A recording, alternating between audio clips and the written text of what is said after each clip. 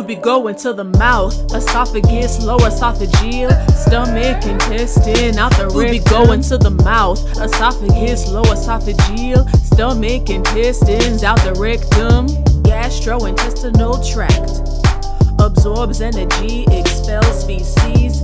Gastrointestinal tract absorbs energy, expels feces to keep you healthy. Salivary glands have the enzyme amylase, chewing up my food to make the bolus. Food and liquid move down the tube from your mouth to the stomach. This the start of peristalsis. Mechanical digestion starts in the mouth. Chemical digestion moves food south. Hydrochloric acid activates pepsinogen. This process is proteolysis. Food be going to the mouth, broken down by acids. Food be going to the mouth into basic units. Digestion has 3 stages: cephalic, gastric, intestinal. These phases, they do overlap. Food be going to the mouth, esophagus, lower esophageal, stomach, intestines, out the rectum. Food be going to the mouth, esophagus, lower esophageal, stomach, intestines, out the rectum. Gastrointestinal tract absorbs energy, expels feces.